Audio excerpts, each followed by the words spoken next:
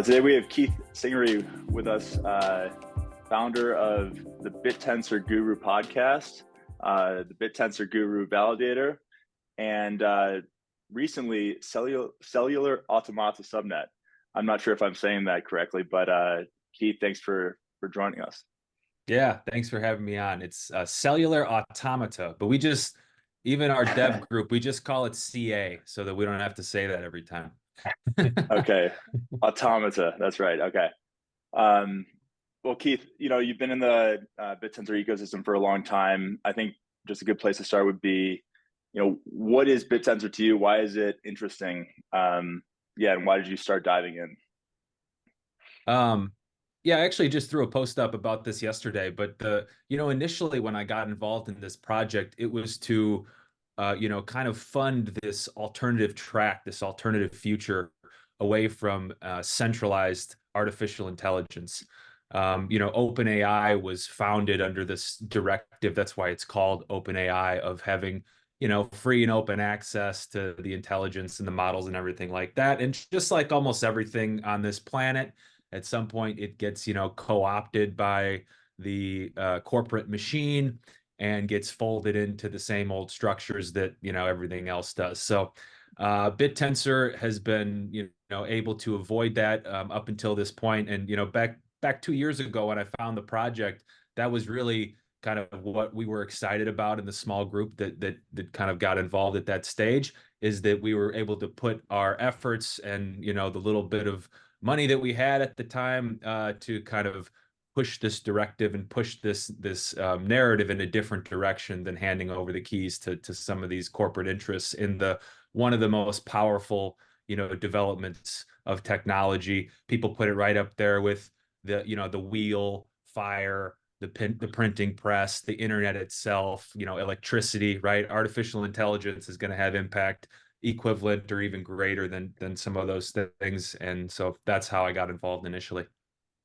Got it. And how, a lot of these crypto communities, it's less about how the technology is at any given stage and more about the community around that technology and the values of that community. How have you seen Bittensor change since you first joined the project? I guess both from like a cultural perspective and from a technology perspective. Yeah, like from a cultural perspective, in the early days, it was kind of, you hear about these projects where like it's all kumbaya, everyone's holding hands going towards this main goal. And that's really what it was. Like we had probably 30 guys on one validator in the beginning, and we were like the second or third largest validator. We had a huge percentage of the stake, and everybody just sent their Tau to this guy's cold key. Nobody even met him before. So this guy has like, back when there's only a couple million Tau in the ecosystem, this guy has like a couple 100,000 Tau on his validator, and I don't even know like what country he's from. And this was kind of the beauty of the trust that was involved in those early days. And the Discord was really open about sharing, strategies for mining, validating this type of stuff. Eventually, when the network evolved a little bit and we all kind of wised up at the opportunity and the amount of, risk that was being placed on one single person, we all kind of split off and began validating on our own. Also, then when this kind of trustless mechanism of staking your Tau to these different validators was introduced, that mitigated any kind of risk of having to have someone hold your Tau to validate for you. But the network has sort of moved back in the other direction. So there was like in the beginning, it was like a few bigger validators, and then it kind of expanded into many validators, and now it's sort of centralized again. And the reason for that is that as a larger validator in the ecosystem, it's much easier to perform validating on each of the subnets because the miners that operate there are really encouraged to communicate and participate with the larger validators, whereas if you're a smaller validator, you have a much harder time. The competition also, mostly because back in the early days, it's like you're throwing tokens around that aren't worth very much. But now when you're up in the several $100 range for Tau, or the projects, in the couple billion range for market cap, the competition and the knowledge sharing on the mining side isn't as, isn't as friendly anymore in the Discord. It's still pretty easy to get started on some of these subnets, especially the ones that don't have very much emissions or are newly launched or something like that. But compared to the early days, it's a lot more cutthroat. And this is something actually, as someone who's been in the project for 2 years, you know, we were always kind of hoping for this day, because this project, Bittensor, was bootstrapped by, essentially crypto Twitter. And yes, there were some larger investors, like Foundry or whatever early on that picked up a couple 100,000 tau. But mainly the people that were behind pushing this project to the point where it is today were not your AI and ML engineers that are involved on launching subnets today, like Noose Research. It was just people that were really early that were carrying over this sort of Bitcoin-esque ideas into the decentralized AI space, and that carried us all the way to about 6 months ago when we launched subnets, which then spiked the price and started attracting in the talent that ended up pushing us all towards the exit of the ecosystem, which has in turn improved the ecosystem. And hopefully this turnstile will continue, and the talent involved in this project, as the price increases, will continue to go up. Yeah, I think you hit on a couple really interesting things there. The first is that uh, this isn't a static project, right? So you can't just look at, oh, the technology is how it is right now, and that's how it's going to be. Like you said, when you were first getting involved, there wasn't even the concept of delegating within the protocol. You had to just trust somebody and give them your tau to validate. And obviously that's changed, right? And so there are things currently that need to be improved both at the protocol level and at the subnet level. And then the other thing that you kind of touched on was the specialization, I think, of validators. Can you kind of touch on the validator role today and where you think validators' role will be in the future? Like what's the value that validators really will provide?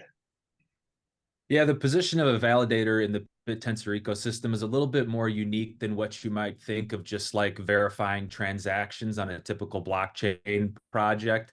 Validators are, essentially using the software that is designed by the subnet owners to evaluate and score the distilled intelligence or the information coming out of the miners that operate on each of the subnets. And for performing this role, you need to have about 20,000 tau to even get recognized as a validator by the various miners across the subnets.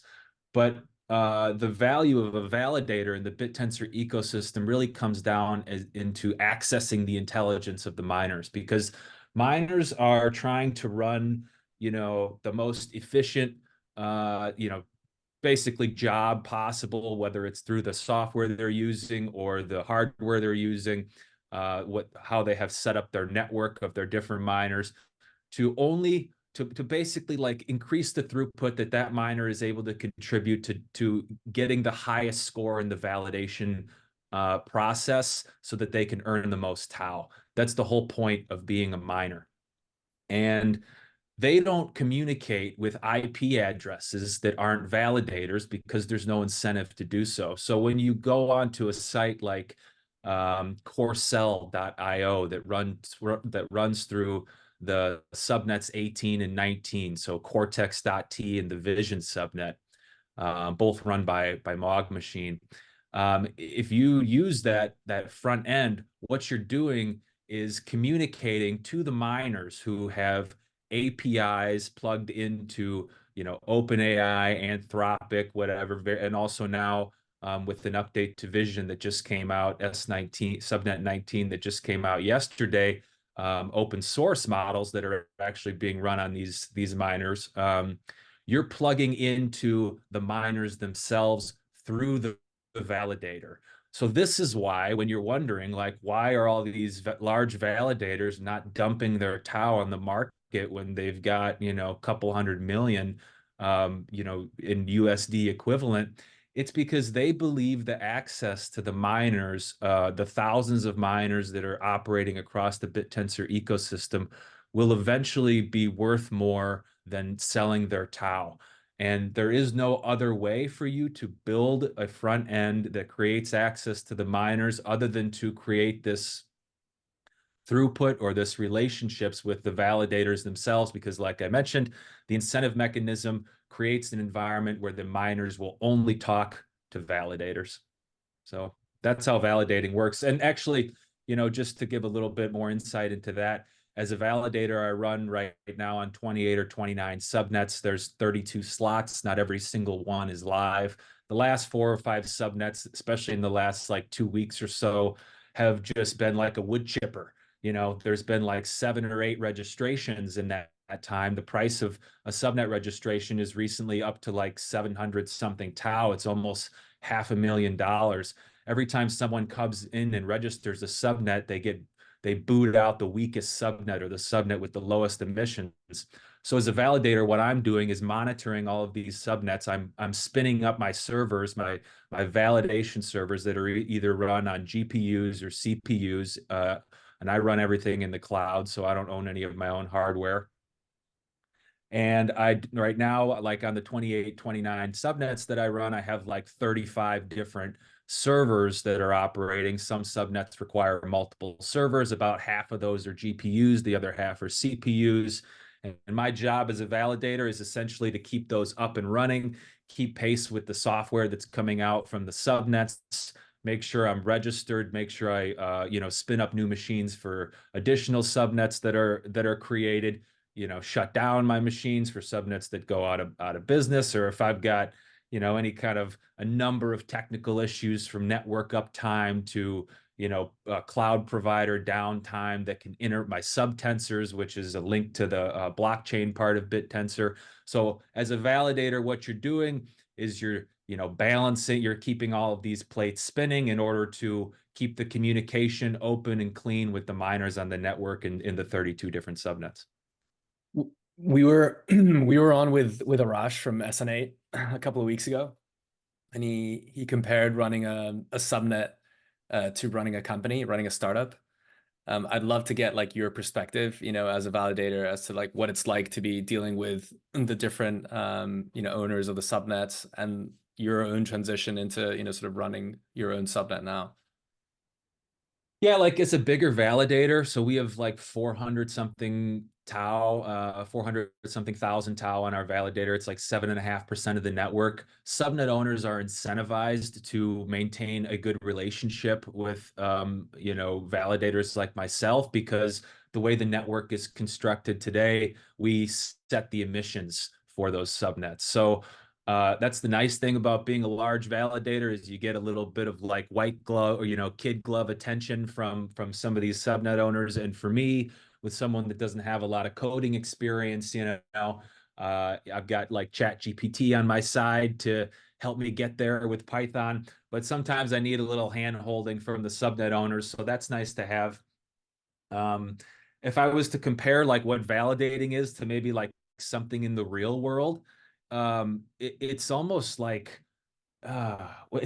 farming or something, because but it's like the timeline is like much faster than like watching your crops grow, because you're constantly going out there and like watering it with more horsepower from a CPU or GPU perspective. If you have to like add more, you may have to add more like network bandwidth, you might have to add another machine, you have to like shut down a machine, but you might have to like fertilize it with some more Tau.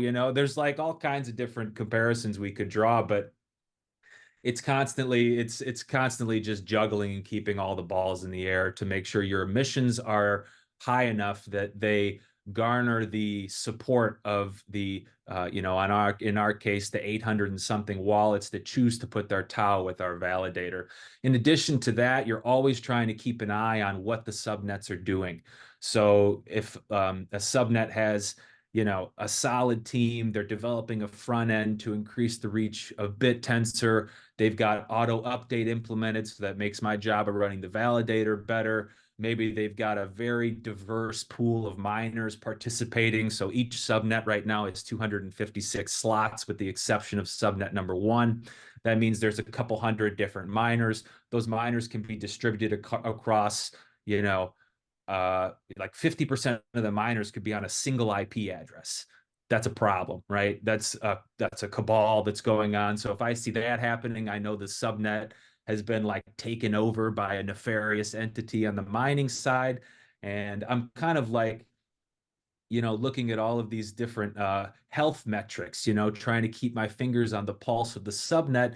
And then I take that information, compare it to the other 29, 30 subnets that are running, and then determine where I'm going to put my weight based on that. And that's really one of the most important things beyond just making sure your emissions are high because you've got good servers, the right connectivity, and the right software running. You're also, as a validator at this stage in Bittensor's development, required for ushering in the development of the project itself across these 32 subnets by supporting each subnets, by supporting the right subnets, essentially. So that's the most important thing. As a subnet owner, you have to, if you're going to come into this ecosystem now and you're going to lock up $400,000 in US dollars worth of tau to get a slot, there's a few things like you have to get right first. First, you need to be like, you need to have like launch ready code. You need to be up at like I talked to a couple companies this week actually, like that are already active in the AI space, and they already have subnets that are up and running on the test network. People don't even know that they're developing and running them yet, so that when they get their subnet slot, they're going to have like a battle tested GitHub repository that they've been working themselves to perfect. Because at this point, you only have 11 days when you register a new subnet of basically an immunity period where you can't get tossed back in this wood chipper and replaced by a different subnet. So when you do spin up a subnet, you have to be ready to go. You have to have your code ready for miners. You have to have your validator software stable enough to garner the emissions from people like myself so that we're confident in what you're building. You have to have some sort of business case or ramp for creating value for the Bittensor ecosystem, whether that's through bringing in new end users through something like Corcel, or whether that's creating an open source database, or maybe it's generating fine-tuned open source models like subnet 6 or subnet 9. There's various different kind of like value propositions that these subnets have, and your challenge as a subnet owner is to not just come up with a white paper that has your vision on it, but also show the participants of the network through your code that you are able to deliver on that. And that's where the real challenge is, because you have to put a team together that not only understands the Bittensor network, has the required like AI ML skills to make your subnet dream a reality, but also delivers something that has value to enough validators on the ecosystem that it keeps you registered. It's actually, I'm curious about the two things that you said. One of them is the wood chipper that I want you to get to eventually, but the other is, you talked about monitoring the health of the subnets, and I'd love for you to dig into like what it looks like to have a really healthy subnet. What are the things that when you're looking at it, you say, wow, these are the 3, 4, 5 metrics that I really like to see. Yeah, there's certain like telltale signs, like if you look at a person, you might be like, oh, their skin color's a little off, like they're probably not eating very healthy or something, they don't have that glow to them. Subnet like documentation, it might sound a little crazy to start with that, but if someone is able to communicate through their documentation how to effectively operate on that subnet and what that subnet is doing, that's a very good sign that they understand and that they're putting the effort into the code itself. Like me personally, I'm not going to be going through like 5,000 lines of code and trying to figure out like, does this person, have a bunch of garbage in there? Could they have cleaned it up? Where are they, where they're like, gaps in the security or opportunities for exploit? This is not something I can do, but I can look at the downstream metrics of that and figure out if they're doing a good job. So one would be like, how often, beyond the documentation, how often is your software being updated, and how are you communicating these updates? Like some subnets with auto update running, they don't have to do a lot of communication with you, but the downstream effect of that is nobody knows what they're running. Like it was easier for a few months to kind of just plug in your when we didn't have a bunch of subnets like we do now, you turn on your validator and you just let it run, and it wasn't really that important what the subnet was doing because the competition wasn't very high because we didn't have 32 subnets at that point, going back to the wood chipper comment. At this point, though, each subnet, at every time they make an update, they're looking to communicate to guys like myself what value that update is bringing. And that is another thing that I always look at, is like, how often are they updated? I look at, like I mentioned, I look at the distribution of the miners. I don't, the easiest thing for a subnet owner to do is probably spin up miners that run on their own subnet. So if you start seeing miners that are associated with a single cold key, and taostats.io will help you see some of this stuff. You can also look at the metagraph by using the Bittensor client, but you can see that there are miners that are all running from either the same IP address or linked to the same cold key. You can look at the distribution of miners itself. Like, some subnets are designed to feed the top miners disproportionately to the rest of the subnet. Like, if you look at subnet 6, for example, and you can look at this is the Noose Research subnet. So if you go on to the Hugging Face leaderboard that they have for that, you could see that, like, the top miner is earning 70 or 80% of the tau that is being awarded to miners in that subnet, which might seem like a lot of money, but the reason that's, or like not necessarily a lot of money, but a distribution that's like out of whack, because the next best one is only earning like 5 or 10%, and then the next one's like 3, and then after the top 5, no one's earning anything. But the way that this subnet is designed is to constantly create better and better fine-tuned open source models under 15 gigabytes, and the king of the hill is the top dog, and everyone is going to take that model and sometimes copy it and then fine-tune it better, or take an iteration of it, an earlier iteration, and try to fine-tune that in a way that wins the subnet. So for that subnet, like, it makes a lot of sense that there's a top, that the tau is top heavy. There's other subnets, though, like subnet 18, for example, where, like, miners are providing API access to, like, for example, OpenAI or Anthropic. Some of them go through AWS or Stability.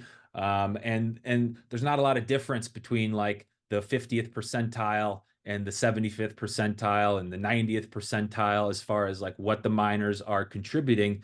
So for there to be like a huge like a 10x distribution between the top 10% and the middle 50%, for example, that wouldn't be right. So, like, that's another thing you want to look at, because you're trying to, as a validator, shepherd kind of the development of not only the subnet but the participation in the ecosystem itself. Because in order to strengthen Bittensor, you don't just want, like, good subnets. You also need, like, a diverse pool of miners that are participating in subnets for a variety of skill levels, and, like, maybe the best ones are able to grab some of those top spots, but there should also be a place for new miners to get in. Another thing you can look at is the subnet registration cost. Like, if you're looking at a subnet and the registration cost is low and the miner turnover is also very low, that it's very hard to stay registered in that subnet. Like, because if it doesn't cost you a lot to get in, but no one's trying to get in, like, there must be something going on. So, like, you can sort of piece together these sort of stories on how subnets are operating, and as a validator, this is what you really should be doing. And man, I got to tell you, like, that's just like 5 or 6 variables that I look at. There's like 50 more that I should be looking at, and I don't really have the time. And we can get into dynamic tau if you want to, but the way that this has to move is toward a methodology of doing this, weighting of the various subnets for the emissions on the root network, which is what we do now. That needs to move into the hands of the market itself. It needs to move into a much more pure mechanism that is free of collusion and free of, validators pumping up their own subnets or forming alliances with other validators. So here, let's game this incentive mechanism. I'll give you 30%, you give me 30%. And when we do that, we earn more than if we gave our own subnet 60%. You know, this is the type of like backroom deal shit that's possible right now. Definitely happening. Like, you can go look at my weights. You can see I don't do that, but especially right now with my drum I'm banging about weight copying, I equalized all my weights recently.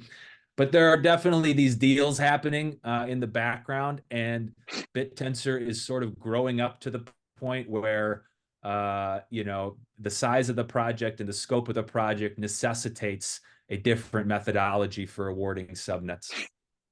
I mean, that was all just amazing what you just described, because you gave such a great perspective into the different roles on Bittensor, and also talked about how Bittensor is not perfect at all.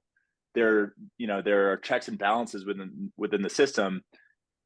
The incentives are what they are, and people are going to try to game them, and then other people are going to try to police those bad actors, right? And so that was beautiful. What I also really loved was the different roles of miners on different subnets, right? Not everyone is just doing, AI inference or fine tuning or prediction. Each one of these subnets has a very distinct role, and so it was cool to hear you dig into that with respect to news research, and then just juxtaposing with subnet 18 Cortex.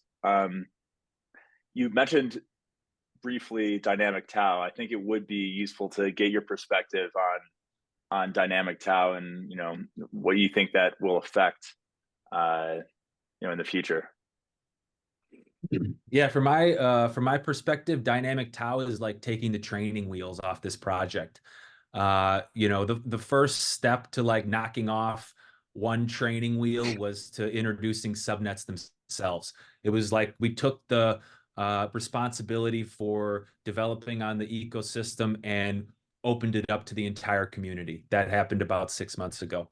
The next thing that needs to happen is we take the responsibility that is currently sitting on the validators, just like OpenTensor had responsibility for the single subnet that was this project for the first like 2 years almost. We need to take that responsibility and hand it off to the community and the holders of tau, and basically democratize it. So the way that dynamic tau will work is that it will use a market mechanism to determine what the emissions are across the various 32 subnets. So just like a quick, dirty explanation is that each subnet will have almost like the liquidity pool. Nobody earns tau anymore. So all the tau that is earned goes into the subnet pool itself. Then the subnet token that is earned on each of the individual subnets, the way that works is that as a miner or a validator, you are earning half of the subnet token. The other half of the subnet token that is earned, each block is going into the subnet pool. Each specific subnet then has a pool of miners and validators that are earning their specific token. And then they've got the opportunity or the chance to either hold that subnet token or they can convert it to tau. And if they convert it to tau, which you can sell on the open market, because these subnet tokens are essentially locked into the Bittensor ecosystem. Like, people will figure out how to do some market stuff to open it up so you can invest from the outside. But for all intents and purposes, there's no way to get the subnet token directly into US dollars or Bitcoin or stable coins without going through tau first. So whatever's created has to do that. So when you convert as a miner or validator, your subnet token that you're earning to tau, you lower the emissions immediately by an incremental amount on that subnet. It's almost a confidence interval. Nobody knows what's going on in these subnets better than the miners. The miners not only are trying to earn tau, but they're trying to do it in the most efficient way possible. Sometimes they're trying to game the system. Sometimes they're coming up with their own code that's even more efficient than the code that the subnet owner has designed. And they alone know, like, at the basic, most truthful level, whether that subnet is doing the right thing. And if they start trading their subnet token for tau, that is an immediate, like, it's like the heartbeat, you could see like the heartbeat, going up on someone, for example, if You know, they're exercising a little too hard. If you see the subnets that are going, that are having a lot of flow of their subnet token into the pool, you know that something's up. Like the miners are dumping. Why are they doing that? Do they not believe in the subnet? Has the subnet been compromised? Is someone taking it over? Like the same thing on the validating side. Validators on the subnet also earn the subnet token. And the validators then are always, they're the second people to know basically what's going on with the subnet, because if the subnet's running properly, you have some sort of mechanism to use the access and the intelligence on the miners through the validators. The easiest example, again, would be like Corcel. If Corcel starts spitting, you know, very low quality content out through the validator, then at the front end, you know that something is wrong, like between the miner and between the front. So as a validator, if you see that happening and you lose confidence, maybe you start to sell some subnet token. If you're doing that on your subnet at a higher rate compared to the other subnets, which are all operating in the same way, your subnet in comparison to the others will lose emissions. The other side, basically, of that coin is that, you know, right now we've got 6 million plus or something tau out there, right, in the wild that's been distributed at this point. Over the last couple of years, we're a little more than halfway to the halving. And that tau now, in order to operate on those subnets, has to convert their tau to the subnet token. So for me, like as a validator, if I want to run there, I have to take my tau and commit to running on that subnet by putting my tau in that subnet pool, and what I get out of that is subnet token. The difference between that and today then, and the reason why this mechanism is beautiful, is because today I'm like a 400,000 tau gorilla on every subnet, you know, and my weight is applied equally. I don't have to commit to anything. I can run on one, not run on another, but I'm the same size everywhere. In the future with dynamic tau, because you have to buy into the subnet token to validate there, or as a delegator, you have to buy into the subnet token to delegate or to, you know, stake your tau with a validator, you have to take a risk on that subnet. And if I do that for subnet number one, that subnet token, the weight that I buy into subnet number one doesn't apply to 2, 3, 4, all the way up to 32. So I have to then complete this process of deciding, by putting my money where my mouth is, like which subnets am I going to operate on? Where am I going to risk my tau for the greatest return? And because it's all based on this incentive mechanism of like, you know, where can I earn the most tau for the tau I hold today? Once dynamic tau comes out, the best possible returns you're going to get is by hammering the subnet that goes up the most, the earliest, you know, from the conversion of your tau to the subnet token. This then creates this whole, and you can talk about the market mechanisms that'll go across the 32 subnets like till the cows come home. But in the end, essentially, like you have to risk something now in order to earn your tau. And you have to lose something if you're going to take your subnet token out and handicap your own emissions every time you cash out, essentially, from a subnet, even if you're just going to convert it to your subnet token to a different subnet token. You still lower your effectiveness within that single subnet, and you have to make the hard choice of doing that. Right now, there's no hard choice. The problem right now is that if I put my emissions the same across every subnet, I earn the same amount of tau. As a validator, it doesn't matter. I could put all my emissions on one subnet. I could take all my emissions off the network. In that case, everybody would earn less tau. But in the future, the mechanism is much more pure. It does open up all kinds of issues like, oh, someone could launch a subnet and then, you know, earn a bunch of tau and do a really good job earn a bunch of subnet token, do a really good job marketing, and then rug the whole subnet. Okay, like that's going to mean that the subnets that are supported are going to be run by reputable shops like News Research or MOG, or people who have established reputations, and everything will work itself out over time. But this is what I'm talking about with the training wheels coming off. Yeah, I mean, I think that's a good point. That last one that you made is sure, there are just like in another ecosystem like Ethereum, there are, bad projects that launch early in the early days, but ultimately the market figures out, what are the good projects and flocks to those. Um, could you touch on, is there any opportunity cost associated with taking your Tau and uh, delegating it to a certain subnet? Do you lose any amount of upside in that Tau? Yeah, there's certainly a risk there because like there's going to be a second version of the basically the dynamic Tau proposal that has been put forth now, the Bit1 proposal. It doesn't include anything for the average retail investor to basically do like an index fund investment and just put it all out there equally on the subnets. That'll come out eventually, but that'll be the emissions there will be nerfed. So you're not going to be able to earn as much as you would be if we're doing what you're talking about, which is buying a subnet token. Hypothetically, like if you take 100 Tau and you put it into a subnet, and then the speed of the participants in that subnet turning their subnet token into Tau, which lowers the subnet emissions, increases like after you do that. When you try to get out of that subnet, then you're going to get less than 100 Tau back. So this is the risk that you're taking. This is why an average retail investor is like freaking out because I just want my 20%, my 15% APR, the safe APR. For what? Like, what are you contributing? This is like, it goes back to every project that's been like, everything from strong block to Ohm to whatever other thing that everyone like, made a bunch of money on or lost a bunch of money on a couple of years ago.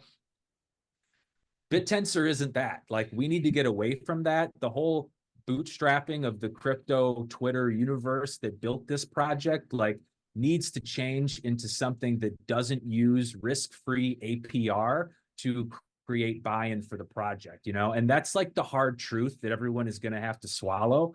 And there's other hard truths, like the other thing that you'll see happening at some point is validators will earn way, way, way less Tau than they do today. And the reason for that is because the network is going to have to evolve into a position where the monetization of the access to the miners through the validators will overtake the amount of Tau that you can earn as a validator. And that has to happen in order to basically make the whole ecosystem work. Because right now it's like you said, it's almost like we said it earlier in the podcast, but like buying into this ecosystem now and in order to like in order for it to earn its valuation, the subnets must start producing things of value, and the things of value must be accessed through the validator. And the real emission, the Tau emissions, the best place for them is the mining side, because that is where you incentivize the highest competition for providing that intelligence.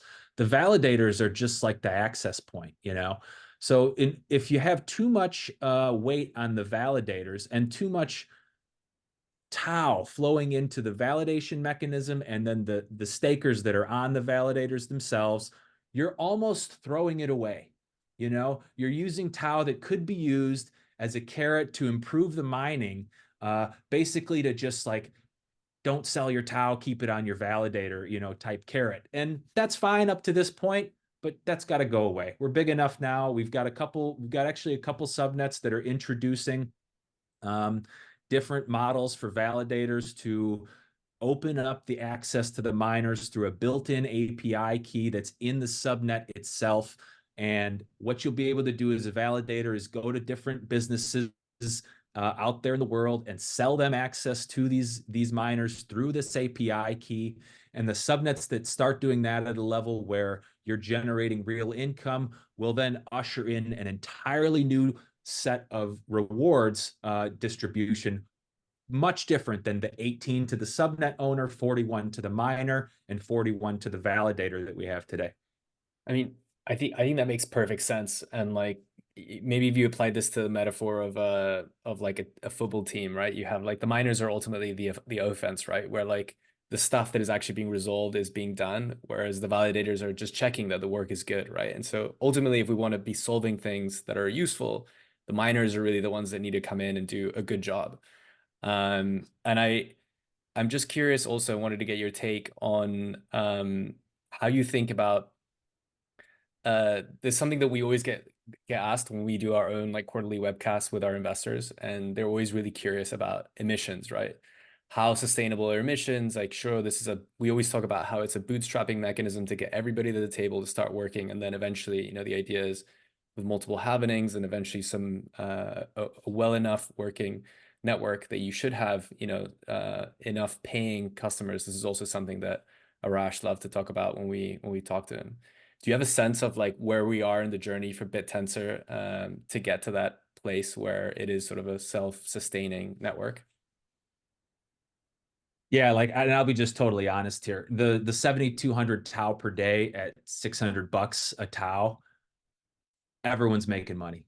The miners are doing well, the validators are doing well, anyone that's staking is doing well, and there's a lot of fat left in there that could be trimmed before we start getting into a territory where we're having trouble incentivizing the current mechanisms of basically driving the way the network works today.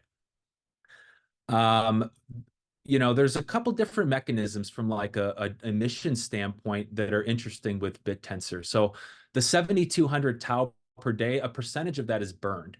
So there's like the halving has moved out several weeks over, like, I think it's almost 200,000 tau that has been burned up to this point. Someone's actually tracking this. I believe it's on tau stats now, but it's constantly pushing out the halving date, because every time you register a validator or miner for a subnet, or you do a transaction on the network of transferring tau, you actually burn a little bit of tau. So that's happening. That's cool. That'll continue to happen and be a mechanism for essentially increasing and lengthening, pushing out the tail, right, of the halving.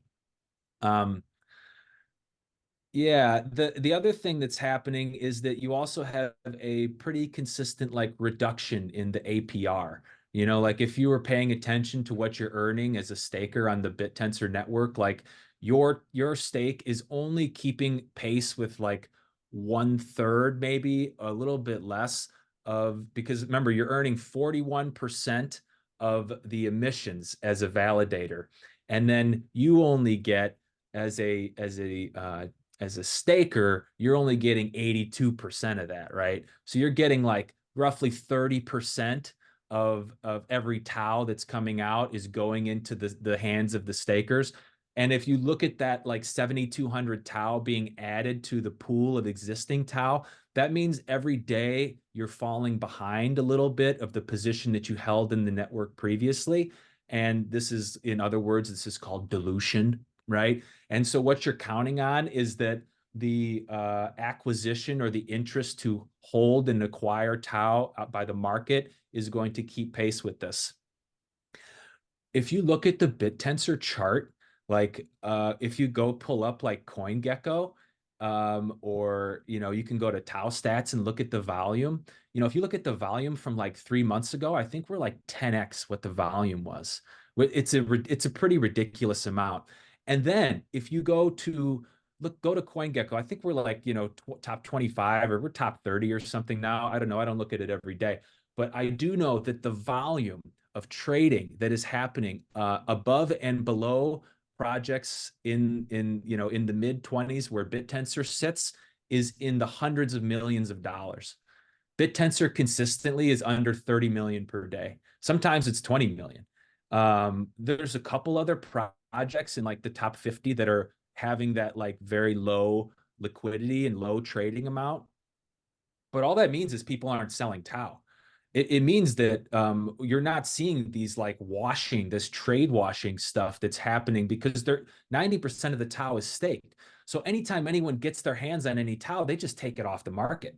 And then it only slowly flows back in based on this, mechanism of the 7,200 tau per day. But if you compare that to the price and what we're trading at per day, and the 20 million we're trading at per day, and what other projects are doing, like, I don't think we're even close to where we should be with the price. And even though what I'm telling you about, like, we have a lot of fat left in where the price is at now versus what it actually costs to mine or validate on the network, I still think we're very early. This is not investment advice, but like, just go look at it. Look at the numbers. We're like missing a zero on the trading volume. And like from a validator perspective, people might be thinking like, well, what does it cost to run a validator and how much do you earn? Like as a validator, we only spend like less than 0.5% of what we earn on equipment costs. And the rest is my time and the rest is free. Like essentially what you're paid for is the 99% that you're earning like in profit needs to be used then to basically choose the right subnets and take that, and also find ways to take the 18% that the validators get and feed that back into the ecosystem to solve some of the problems that exist today, like weight copying, or some of the bandwidth issues that we have on Subtensor, on basically the blockchain layer, which is creating a scaling question at this point. So there's like a few different issues with the network at the moment, but there's so much like I said, fat available to put towards these things. And I see people doing it myself. I'm also doing it. I just offered the other day $100K to anyone that fixes weight copying. Like I have enough money to fix this thing, and not me personally, but running the validator, like I have enough delegators now that I can take a very small percentage of our emissions and funnel it back into the ecosystem. And that's why you're seeing this thing grow at a rate that's like so outsized compared to other projects. Like I have another blockchain project I'm involved in. I'm only involved in two. It's been around for like 6 years. It's moving at like 1/100th of the speed of this project. And every day it's just like they're trying to sell these partnerships and like who's building on the ecosystem. And it's nuts because it's just so sad. But you go into Bittensor and it's like, and there's like 6 things launched yesterday because everyone's just like throwing money around, like AI ML researchers, like Noose Research are coming in off the street, like based on meeting people randomly at an AI conference and spinning up subnets. And they have Noose Research has like 5,000 AI ML engineer-ish people in their Discord. They're a 50-person team, but that's just the top crust of the people that are like within Noose Research, and there's other companies, I don't even know if I should mention their name, that I know are like launching on Bittensor and that have things running on the test net now. And it's just going to keep happening. And like I said, also there's this other mechanism too, where like, if you look at the wallets, like go look at the top wallets in Bittensor, you can look at them in Tau stats. Nobody sells. Like, and I'm in a couple chats with guys that hold quite a bit of Tau like I do. Nobody's selling because everybody knows like sort of what they're holding. They've seen this thing, like, and this is like stupid Twitter stuff, but it's like, know what you hold, I'm not the same as you, or whatever everyone says all the time. But like, I hate to say it, but it's freaking true with Bittensor. I'm sorry, but it's true. And we have our problems, but go look at all the big wallets. They could all dump 20 million and like not really be hurt that bad, and nobody's doing it. And why not? It's because every time you dump a little bit, someone picks it up and doesn't sell it. So in a nutshell, if I had to summarize, you're saying we should close down our hedge fund, divert all resources to coming up with Bittensor. What it comes down to is like, I think the world is going to put its money into diverting the future from a dystopic McDonald's AI where, one corporation or 3 corporations determined how everybody gets all their information from these large centralized models. Nobody wants that. Bitcoin's been like chipping away at this problem from the economy side for now almost 15 years, like convincing people that you don't want these people controlling the monetary system. You want control of it yourself. Look at the price of Bitcoin, like it's starting to gain traction again. We're coming possibly into another very favorable market for projects like Bittensor. But in the end, I think people are going to, especially when you start getting things in your house that you can go buy on the open market that are less than, like, you don't have to pay Lambda 50K to build you a rig. You can go off the street and get something for 5-10 grand that you can run in your own house, your own AI that you're training off of a project like Bittensor that isn't RLHF'd up the yin yang so that you can't even get any like real text out of it that you want, and that thing's educating your children. Like, you need to have control of not just your keys, but also your intelligence. And when people understand this, and they will, then projects like Bittensor, like, I don't know if it's going to be Bittensor. I think it is because I don't see anything else out there like it. Granted, we have a lot of things to work on, but projects that pull us away from that future are going to succeed. That's great. I love that little bit. Not Yeah. have to have control of not just your keys, but also your intelligence. Yeah. So I want to give you a chance also because I want to hear about CA. I'm going to refrain from actually pronouncing it because I embarrassed myself at the beginning. But I would love to hear about the subnet that you've just launched. I think it's subnet 24. What's the goal? How are you designing it? How are you thinking about it? Yeah, so the idea behind this subnet comes from a dream that I had, and I won't go into the whole thing, but you can listen to a podcast that I did on it a couple weeks ago, Cellular Automata, and catch up to the whole origin story.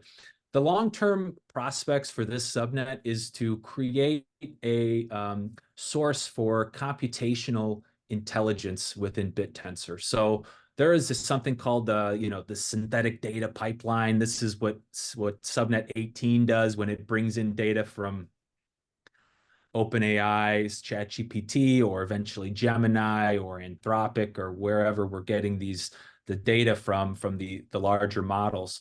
There are sources that are available computationally to basically provide things that large language models aren't good at, that you can use to train models specifically to make them good at numbers, logic, computation.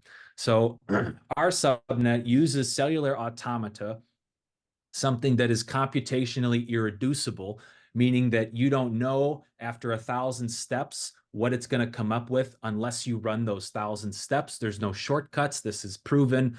And there's also, there's infinity, but call it trillions of different ways that you can have a unique starting pattern and a unique rule set that is applied to a cellular automata array to essentially generate novelty and complexity.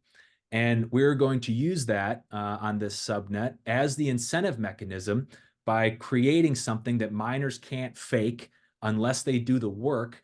And then in order to do that work, they're also going to have to be good at this computational layer that can be used to not only assess, but also create databases, open source databases to train models on becoming better at doing math. That's, if you boil it all down, that's what it is. On a little more spiritual or woo level, the subnet is being also created basically to find a glitch in the matrix, because what I believe is that, and you can go look at some of the stuff that Stephen Wolfram does. In fact, I got this book that I'm working through, 1,200 pages of cellular automata Bible. If you're not familiar with Wolfram research, these guys are, on the cutting edge of cellular automata and have been for, decades, thanks to their kind of leader, Stephen Wolfram, who fell into a deep, dark hole and never climbed out. And if you listen to the Lex Friedman podcast episodes with him, you can learn more about his views on it. But what I believe is that based on this dream that I had, is that deep within the the irreducible complexity of cellular automata, that billions and billions of calculations deep on a rule set and starting pattern that nobody has computed yet, because there are, like I said, trillions that nobody's even worked on yet, that there's something there. And I don't know exactly what it is, but I can see the signs of it when I look at some of the output from cellular automata that's already been done. I can see that there's something there. And the only thing I can tell you is that we're going to find out through this subnet. And we're going to use the distributed compute and the incentive mechanism within Bittensor to not only do this digging into the, the deep sea fishing for novelty in this computation, but we're also going to use it to bring into the network computational intelligence in the same way that we do today with chatbot intelligence from these generalized large language models like OpenAI's ChatGPT. Very interesting.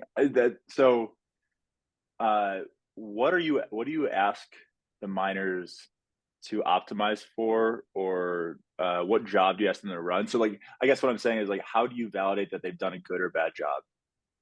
Yeah, what we do today is we have written, our own software to generate cellular automata arrays in a very simplified manner, where you have you essentially determine the size of the field, and you're generating zeros and ones in sequence. You start with, a one at the top in the middle, for example, and then based on a rule that you apply to that, look up Conway's Game of Life if anyone's confused, and you'll get a better idea for what cellular automata can do. So you take this, this cell at the top, this one at the top of this array, which is just a checkerboard of zeros and ones, and you apply a certain rule set to that one, and then that births below it another, one and a zero and a one and in a certain pattern, and you apply the same rule set to that. What we do is we tell the miners is take this starting array, take this rule set, run it for a certain number of steps, come back and give me the result. As a validator, I do the same thing, and we'll see if you get it right. We use randomization then to keep the ability for miners to just like run all this stuff in the background or previously, and then just pull it from a database so that they can't cheat. And the nature of cellular automata, like I said, is computational irreducibility. So there are no shortcuts to the final answer. The idea eventually is to use this mechanism to have these miners run hundreds of these at the same time using a GPU. Right now we're CPU. We basically did like a launch and learn. So we're starting pretty, in an elementary way. Eventually they'll be running hundreds of these things, millions of them per day, and generating a database that can be used to train a model to identify novelty and complexity in the output of the arrays themselves. So right now, like when you look at these things, cellular automata has classifications from 1 through 4. 1 is like you start it and it dies immediately. 2 is like you start it, it goes for a little bit and then dies. 3 is like it's random. 4 is like it's creating some type of pattern that is like almost containing something that you would never expect that a very simple like computer program with just a couple lines in a unique rule set could generate. But what we're trying to do is then create a model that can identify without having to have humans look at a picture of it, that can identify trends in the output of these arrays. So you're looking for like signal basically in the noise of all of these millions of arrays that are going to be generated using these unique starting patterns and unique rule sets. Right now, like with some of the research I've done on it, you can see that you'll find like one of these nuggets, like one of these rule 4, one of these like or classification 4, these like very complex, novel like computational essentially arrays only happen like 1 out of every 10,000 times, depending on the rule set. So, but nobody ever runs every single rule set. So we're going to do something that has never actually been done before in the history of like the world, and we're going to be using the compute of Bittensor to do that while at the same time bringing value to the ecosystem. So that's our strategy. It's a cool one. It's also, I got to tell you, like, even though I have a position in the ecosystem where people might be thinking like, oh, you could just, you have friends, of course you can start a subnet. Like, we're going to lose our second subnet slot this week. I guarantee it. Like, I tried once to launch, our code wasn't ready. We lost that one. We launched this one. We got a couple hundred miners up and running. We fixed our distribution. So we're looking pretty good on miner participation. Turns out like me digging for, the glitch in the matrix doesn't get everyone else excited from a validator perspective. So like, that's why we're introducing the next version of the code base that's going to, bring in this additional intelligence on top of the incentive mechanism that uses CA to contribute value in the form of a synthetic data pipeline that can not only generate data sets, but birth another subnet, just like subnet 6 does for subnet 18. Awesome. Well, Keith, we're coming up on time here. I don't want to, take up all your time. This has been an absolute masterclass in Bittensor. Really appreciate you taking the time. Thank you so much.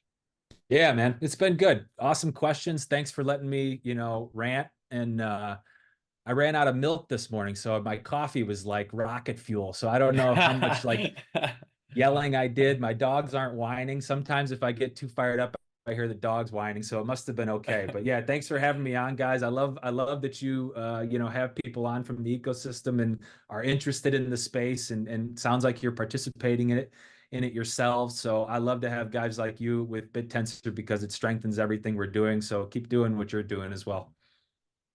Thank you. It's great talking to you, Keith. Awesome. Thanks, Keith. Thanks, guys.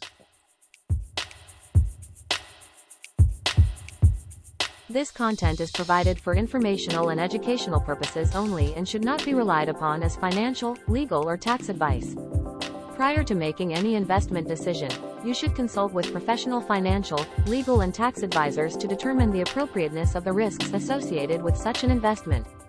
No assurance can be given that the objectives of a particular investment will be achieved or that an investor will receive a return of all or part of his or her investment. All investments involve the risk of loss, including the loss of principal. In no event shall Plaintext Capital Management LLC, Plaintext, or any of its affiliates be responsible or liable for the correctness of any material discussed herein or for any damage or lost opportunities resulting from the reliance upon such material. References in this podcast to any specific securities or digital assets are for illustrative purposes only and do not constitute an investment recommendation or offer to provide investment advisory services. Furthermore, this content is not directed at nor intended for use by any investors or prospective investors. Plaintext and/or its clients may maintain positions discussed on this podcast. Certain information discussed or presented in this podcast may have been obtained from third-party sources. While taken from sources believed to be reliable, Plaintext has not independently verified such information and makes no representations about the enduring accuracy of the information or its appropriateness for a given situation. Any projections, estimates, forecasts, targets, prospects, and/or opinions expressed during this podcast are subject to change without notice and may differ or be contrary to opinions expressed by others.